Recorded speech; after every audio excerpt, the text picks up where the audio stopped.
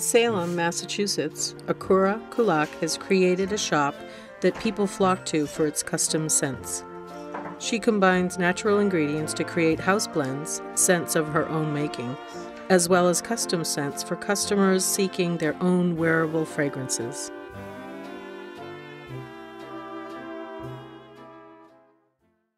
I started playing with oils, herbs, all kinds of things when I was a teenager. I found I was allergic to so many products. I do have a good nose and I love perfume, but I found I was so allergic to things that I couldn't wear commercial perfumes. I started learning about healing with herbs and with oils and aromatherapy long before people in this country really knew what it was. This was back in the 70s. And I started blending perfume at home for myself and my friends and just taught myself, and it's been like a 40-year journey. You know, it was hard to find things back then. I used to order oils from just different herbal companies. Sometimes I would find them in stores and buy them. I used to get stuff from Kiehl's in New York. They used to have some amazing oils. Caswell Massey, those, I don't even think they're in business anymore. Nowadays it's a bit easier because you can look online and source things, but back then it was quite difficult to find good oils. So I had a little tiny collection at home, and I used to just blend at home. It just became this hobby that took over my life. I'm not a chemist. I'm not trained as a chemist at all. I'm an artist and photographer. And it's similar to blending colors. It's a similar aesthetic. You have to have a feel for it. It's like playing the violin or anything else. You either have a feel for it or you don't. And if you don't have a feel for it and you don't have a super good nose, yeah, you can't learn this. But if you have a nose, you can teach yourself. A lot of independent perfumers today are self-taught. So these are all things I've designed over the last 21 years. They're all inspired by different things, places I've been, things I've done, dreams. I mean, some of them I've had inspiration in dreams, different environments that I've been in. I just get different ideas from different things. You know, we do have an absinthe scent, which is based on the drink, of course. Lilac chai I made recently. I wanted to make a chai tea scent, put something different with it, so I decided lilac would be fun, and that was an interesting blend. Pirate I smelled in a dream. That was an interesting concept where it smells like an old ship that used to carry spices on the ocean. It's just this amazing, spicy, leathery, manly scent, and that was literally from a dream. Horse whispers I made because I love horses and I do ride, and this one I created to really get that sort of warm smell that horses smell like, but also the saddle and the leather. So it's definitely a leather sandalwood type of scent. It's sort of how I smell when I'm done riding, which is kind of nice. And I actually donate money from this scent every month to different horse rescues and different therapeutic riding places. So I want to give back to the horses a little bit with that. And mostly horse people buy it, but some people just like the smell and they buy it. It's good on men too, great scent for men. Darcy's fun. This, of course, inspired by Mr. Darcy of Jane Austen fame. And yeah, I'm just up at 1 in the morning watching Pride and Prejudice, half asleep. And the thought creeps into my mind, what would Mr. Darcy smell like? And I start looking into that. So I actually did a little bit of research. They did wear a lot of lavender, mossy type scents back then, the men, as far as their toiletries. So I did that, a lavender oak moss base for that. But there's ambergris in there, there's cedar, there's some bergamot, a little patchouli. So it's a nice manly scent, but on women it turns more of a lavender. It's really interesting. And Darcy's also a woman's name, so I thought that was the perfect name for it. And a lot of these scents are worn by both sexes. I say just wear whatever you want. It's a cultural thing. Most American men are not comfortable wearing floral, sweet scents. In other cultures, they do. And I always tell people, you know what, if you love it and it makes you happy, wear it. It doesn't matter if it's a floral or if you think it's traditionally a manly scent. You know, if you like leather, wear leather. You know, it's not a big deal. You just have to wear what you like and what works with your chemistry.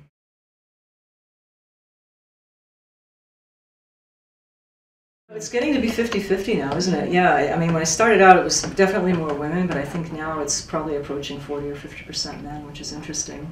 And, you know, they're not used to wearing scent in this form. They're used to splashing cologne all over themselves, so we have to train them to use very little. You know, that's a process. But once they wear the oils, yeah, they usually like them better and find that they're, you know, much longer lasting, and it's not making their wife get a headache or whatever, so it's much better for them too. And we do make shaving products and different things for them. So Beachscape, I made this a few years ago. Wanted to do a beachy scent, which is a very popular scent genre now. In fact, I had a really hard time finding a name for it because all the names have been used in every language. So this is definitely a beach ocean scent with some of my memories of growing up here in Salem and going to the Salem Willows when I was a kid, where they have all these old-fashioned concessions. They make the old-fashioned saltwater taffy and popcorn and all these different things. So for me, being at the beach and smelling the ocean was always, there was this background of like the sweet saltwater taffy smell. So I used that as a base for this. There's a little bit of the hint of a caramely note. But it's an oceany, dry, salty, kind of grapefruit scent with a little bit of a driftwood note, which is kind of fun. So both men and women do wear this one. So this is more of my personal memory of, you know, being at the beach in Salem. Mermaid was another oceany scent I wanted to do. I had it just as a background like thought for a while, like, oh, I should do a mermaid scent someday, and I never did it. I think one of the problems was I had trouble finding one of the ingredients. Yeah, that's what it was. I had trouble finding an ocean note, because they're synthetic. That didn't give me a headache, so that was the problem. I finally did find a good sample, and then I still didn't get around to it because I'm a procrastinator. And one day out of the blue, you know, these things work in the cosmos, out of the blue, this lady from Chicago emailed me. She's a customer and said, have you ever thought of doing a mermaid scent? And I was like, okay, I'm doing it now, thank you. Thanks for the kick in the butt. So I made that one about 7 years ago. It's been a good seller. And then I have the Salem scents. I have 3 inspired by Salem. We have October Moon, Scarlet Letter, named after the book, and Trade Winds, and those are all inspired by Salem. October Moon by just the autumn season, which is beautiful. And Scarlet Letter is sort of a sexy jasmine scent. Not too naughty, but slightly naughty. And Trade Winds is inspired by the spice trade that we used to have here in Salem when they used to import the spices from the Far East. So it's like a bay rum. It's more of a bay rum with spices. Really interesting. And Pirate's the one that I did definitely get inspiration from a dream, where I'd been dreaming about pirates for weeks. I don't know why. And one morning I woke up and that was just in my head and in my nose. And I said, wow, that is a great smell. I have to make that. It took me months. And it kind of is the smell of an old ship. It's really cool. It's very leathery. It does have pepper and nutmeg and allspice in it. And yeah, it's definitely punchy. It's an assertive scent. Can't be shy and wear that one. Mostly men wear it. A few women do wear it though. Something like Lavender Bliss. This is more just a calming scent because everyone loves lavender.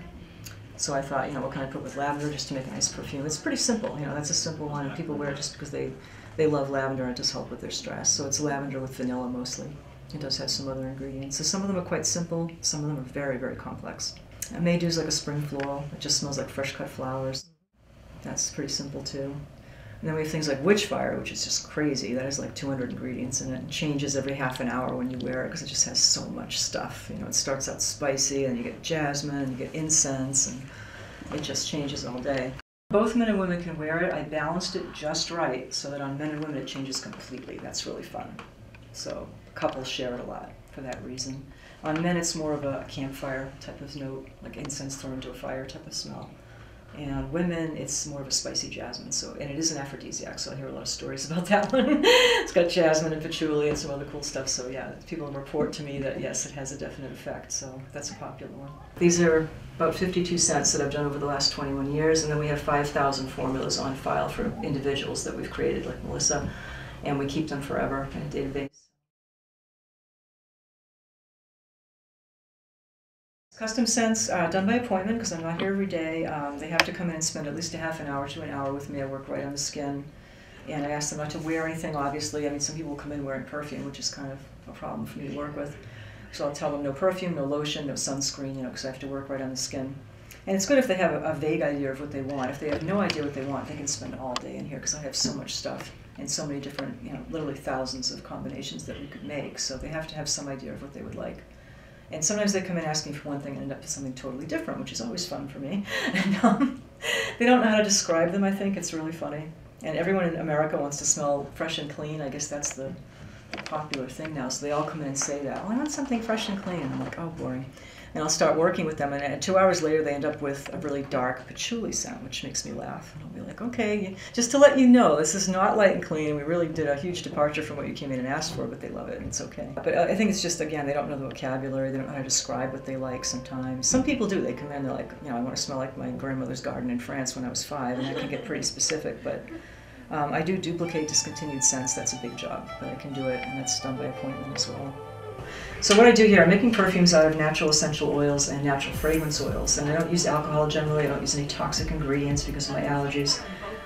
Essential oils are actually derived from the plants. Most people don't know what they really are. They're actually derived from a rose or from a lavender plant, you know. Fragrance oils are made from other plant materials. They're synthetics, but you know, cheap synthetics can be made from petroleum products. Those can be very allergic. And we use naturally derived fragrance oils here, so they're very safe. And you do have to use both, really, to make perfume and to have a decent palette to work with. Because the musks, for example, are synthetics. No one uses animal products anymore. So we're going to do a little blend on Melissa and just see how her skin is. I tailor things to people's chemistry when I work on them. I like to say they're my canvas. And I work right on them. So I'm going to start with Sacred Sandalwood, which is our base note. And this can get sweet on some people. I just want to see if it's sweet on her or not so sweet or spicy, and then I'll know what to blend with it. And yeah, you're really woodsy. I forgot how woodsy you get. Wow. I'm going to have to sweeten that up just a little bit. So there are some sweet resins in there. I'm going to add some more. I'm going to do some Lugana. One of my favorite ingredients, interesting resin. It's what amber oils are made from. If you ever worn amber, this is made from Lugana oil. And it has a sweet, ambery, vanilla, kind of smoky tang to it. It's a really dark oil. It's also black. It's a really dark color. And I use it a lot. I love it. Get a little bit of that on her skin, blend it together, and see how she takes that. Oh yeah, much better. Smokier. Yeah. Not as cedary as it was, yeah. So now we're going to add some middle notes, which I'm going to use my Tea Blossom blend for, because that has a lot of florals in it. And this has green tea, florals, and a little citrus. We might even add some extra citrus if she needs it, we'll see. And you kind of build the perfume from the bottom up. I usually do the base notes first and then go up from there. And all these notes burn off the skin at different rates. This is how a perfume evolves on the skin and changes as you wear it. With regular perfume with an alcohol base, you don't really get to see that very much. It just explodes off your skin. With oils, you can really watch this progression all day long. A little more. And we're going to balance it just right for Melissa. For someone else, I would probably balance it differently. Getting there. And people will ask me, yeah, can you copy this? Can you make me this perfume? Like, I live in California. It's like, well, you need to be here. I need to actually work on your skin, because otherwise I have no idea how they're reacting. We'll have to mail it back and forth 20 times, you know, it'll be just a lot of money. So they will come and visit eventually. I think I'm going to add a little more citrus because it's going quick on her. Yeah, just a little bit more. And it's like telling me to do a painting with a blindfold on. I can't do it. I need to see what I'm doing, to smell what's happening. And they usually can't describe it. If they're here, I can figure it out in 5 minutes. I can smell it and go, oh, it needs this and less of that and more of this. But when they're not here, no. I'm psychic, but I'm not that psychic. No, on a consistent daily basis anyway. There we go. So that's more citrusy, but that will also bring out the florals more. Oh, that's brilliant. Yes, so you'll start out citrusy, floral, fresh most of the day. Later tonight you'll have this very sensual, resiny, smoky sandalwood, which will be really sexy. So this one will go from day to evening, which is kind of fun. Perfect. And some people want that. Yeah. They want their happy day perfume. They want their pretty little dress. She can name it whatever she wants. And, oh, it's perfect. Yeah, that came out pretty well. Memory plays a large role in scents. Today, Akura has thousands of custom fragrances in her files created for individuals, and, once created, they are exclusive to that person. Sometimes, if a person dies, the fragrance is requested by the family and becomes a memorial fragrance as a way to remember the person. So the family will call and order, you know, their mother's scent or whatever, and they'll have an occasion where they want to have a little celebration with their mother, and they'll pass the scent around, and everybody will take some. And it's really nice because everyone has scents and memory connections, and they will always think of her when they smell that. So I keep them for that reason.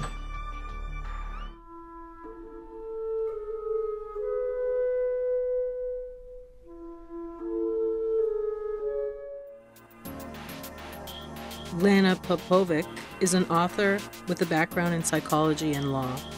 She is a graduate of Emerson College writing program. The novel tells the story of two sisters born into a lineage of women with magical abilities. So how did these two meet to collaborate on two scents that are worn by fictional characters in Lana's debut novel, Wicked Like a Wildfire? I spoke with Lana and Akura about their collaboration. How did we meet? You came in with some friends, I think. I did. And you were browsing around and trying fragrances. I don't remember if you bought anything that day. I did buy something that day. Yeah, I can't remember what you bought. It was actually a couple, I think it might have been a year or two even before the book even came out. Yeah. And I was here with friends, and I remember I bought Avalon Tarte, and I think just Sandalwood. Okay. Yeah. Yeah. So that was probably the beginning, and I thought it was the coolest thing that someone was putting together these craft perfumes in a way that I'd never seen before. And it was like completely mobbed because I think it must have been close to Halloween. Oh, probably, yeah. It was so mobbed, I'm busy. sure it was. I had already written it, and it seemed like such a natural fit once I had the book already ready, that, you know, what would be really cool would be to design a fragrance that was something like what, you know, without trying to without any spoilers, some of the witches have perfume gleams, and so I thought it would be really cool to design a fragrance that somehow captured a soul scent of one of them or two of them, and so I thought, I approached Akura with the idea, and we went from there. Yeah, she just emailed me, and I was like, that's a really interesting, fun project. The funny thing was, I hadn't read the book yet; it hadn't come out.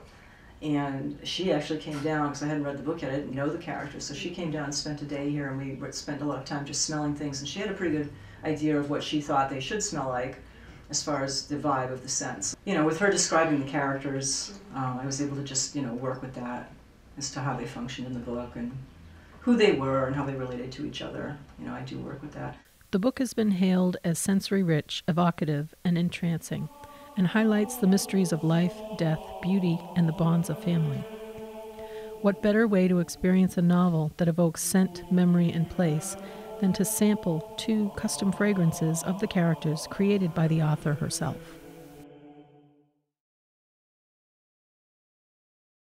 So as far as I remember, the Lasara perfume is orange blossom, sandalwood, Yeah, a lot of cedar. a lot of cedar. We wanted a smoky cedar. Because I love cedar, So, and I thought it fit for her. And she is the younger character, so the orange blossom gives, it's sensual, but it's still kind of innocent, and she's in that sort of transitional, becoming a woman and coming into her power stage, so I thought that was good for her. And then Mara is definitely darker, being the ancient, powerful, dark mother. A very dark fragrance, dark patchouli fragrance with rose, and her signature in the book is the black rose, so yeah, you got a really dark rose scent going on. Yeah, the actual oil is actually black.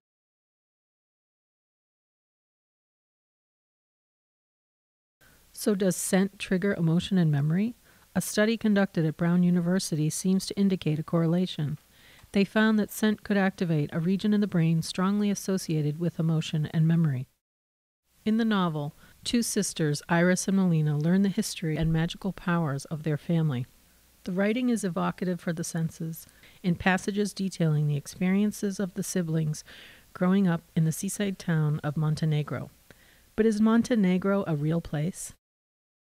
Scent is so deeply intertwined with memory, and the house that Iris and Melina live in, and actually all of Cataro and Montenegro, is a place that's very familiar to me because I spent all of my childhoods there.